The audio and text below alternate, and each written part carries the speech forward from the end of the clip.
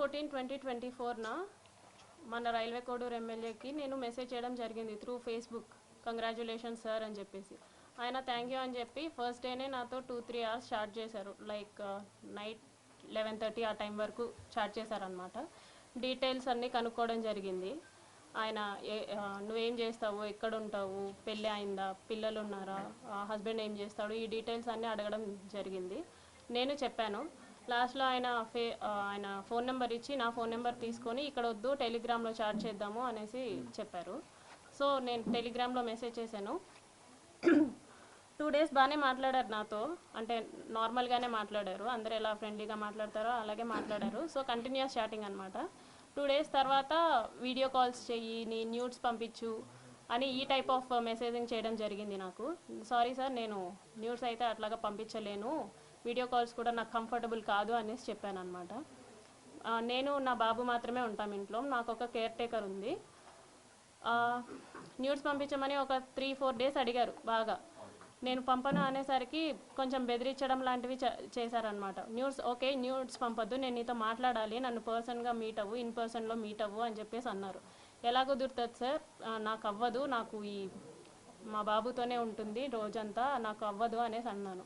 ఒక 2 days బాగా బతిమలాడుకున్నట్టు అడిగారనమాట నన్ను. మీట్ అవ్వచ్చు కదా, ఈ టైంకి మీట్ అవ్వచ్చు కదా, నేను ఈ టైంకి ఫ్రీ అవుతాను అనేసి ఇలా అడగడం జరిగింది.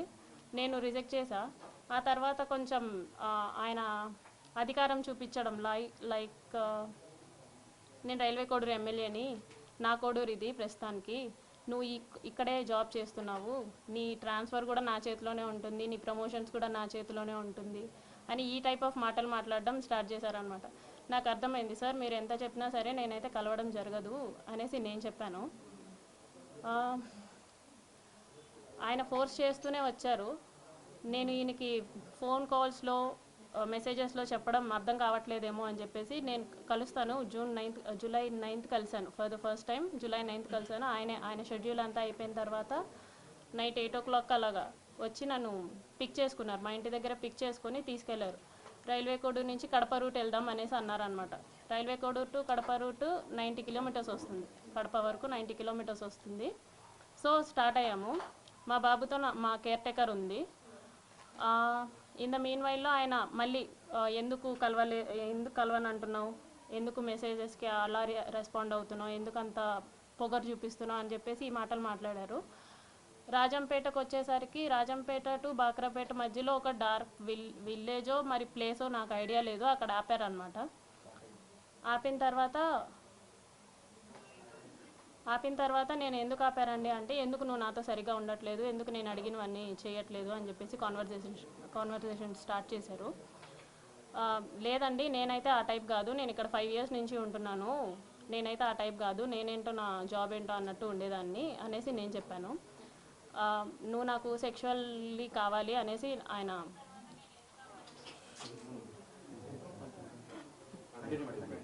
చెప్పండి కనీసం మాట్లాడివ్వండి నన్ను. ఓకే, సో ఆయన సెక్షువల్ సాటిస్ఫాక్షన్ కావాలి నాకు నీతో అనేసి అన్నారనమాట. లేదు సార్ నేను అవన్నీ చెయ్యను అనేసి చెప్పేసరికి ఆయన నా బాడీ పార్ట్స్ టచ్ చేయడానికి ట్రై చేస్తూ నన్ను ఫోర్స్ చేయడానికి ట్రై చేశారు. కార్ డోర్ ఓపెన్ చేసేలోగా నా జుట్టు పట్టుకొని ఇలా లాగారు, ఎడ్జ్ ఆఫ్ మై హెయిర్ పట్టుకొని లాగారనమాట. నా ఫ్రంట్ సీట్, నేను ఫ్రంట్ సీట్లో కూర్చున్నాను. రెక్లైనర్గా బెండ్ చేసేసి నా మీదకి వచ్చేసి నేను అరవబోయాను, ప్లస్ చేతులు ఇలా పట్టేసుకున్నారు, 2 చేతులు ఆయన ఒక చేతితో ఇలా పట్టుకున్నారు, కొట్టారు. ఫోర్స్ఫుల్లీ నా ప్యాంట్ అది తీసేసి he force himself on to me for the first time. అయిపోయిన తర్వాత నేను భయపడిపోయి నేను వెనక్కి వెళ్ళిపోయాను.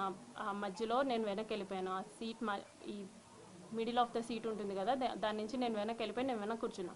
ఆయన డ్రైవ్ చేశారు, మా హోమ్కి డ్రైవ్ చేశారు. నేను దిగిపోతున్నప్పుడు చెప్పారనమాట, చాలా చాలా చేస్తున్నావు, ఇక నుంచి అట్లా చేయొద్దు, నువ్వు నా మాటే వినాలి, నేను చెప్పినట్టే చేయాలి, మీ హస్బెండ్ నిన్ను పట్టించుకోడేమో, నేను 1000 times ఎక్కువ పట్టించుకుంటాను నేను నిన్ను, సో నేను చెప్పినట్టే చెయ్యి, ఇది ఎవరికి లీక్ చేయొద్దు అని చెప్పేసి ఆ టోన్లో నాతో మాట్లాడారు. నేను దిగేశాను. For the first time on July 9th నేను కలవడం జరిగింది. దాని తర్వాత ఒక 2 days గ్యాప్ ఇచ్చి మళ్ళీ స్టార్ట్ చేశారు, కలుద్దాం, మీట్ అవుదాం అని చెప్పేసి ఈ type of messages, video calls ఆయన కంటిన్యూస్లీ వీడియో కాల్స్ నాతో చేసేవాళ్ళు. ఆయన ఏం చేసినా సరే నేను అతనితోనే ఉండాలి అనుకునేవాళ్ళు అనమాట. ఈవెన్ తింటున్నా, వాళ్ళ పీపుల్స్తో మాట్లాడినా, స్నానం చేసినా, రెడీ అవుతున్నా నేను అతనితోనే ఉండాలి అని ఒక మరి శాడిజమో ఏమంటారో నాకు తెలీదు, తను అలా కోరుకునేవాడు అనమాట. ఏమన్నా అంటే నీకు ఒక బాబు ఉన్నాడు, నువ్వు అది గుర్తుపెట్టుకో, నువ్వు అది మర్చిపోతున్నావు, నీకు ఒక బాబు ఉన్నాడు, నువ్వు మాత్రమే ఉన్నావు, అది మాత్రం గుర్తుపెట్టుకో అనేసి అనేవాడు. నిజమే, నాకు పేరెంట్స్ లేరు, నాకు మమ్మీ డాడీ ఇద్దరు లేరు. మా ఫాదర్ జాబ్ వచ్చింది నాకు. నా ఫస్ట్ స్టేషన్ రైల్వే కోడూరులోనే. నాకు ఒక తమ్ముడు ఉన్నాడు, కానీ దూరంగా చదువుకుంటున్నాడు వాడు. మా హస్బెండ్ వచ్చేసి సాఫ్ట్వేర్, ఆయన దూరంగా ఉంటాడు నాకు. నా బాబు నేను మాత్రమే ఉంటాం.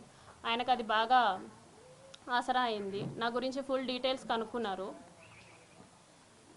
కనుక్కొని ఆయన ప్రొసీడ్ అవ్వడం జరిగింది.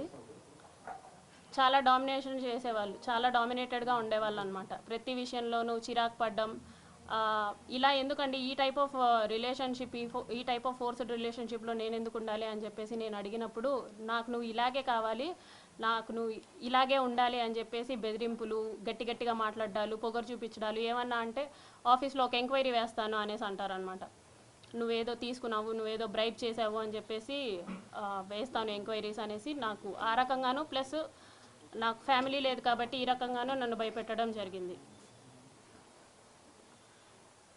So for the first time నేను ఆగస్ట్ ఎండింగ్లో నా ప్రెగ్నెన్సీ పాజిటివ్ అయింది. ఈ విషయం నేను అతనికి చెప్పాను అనమాట.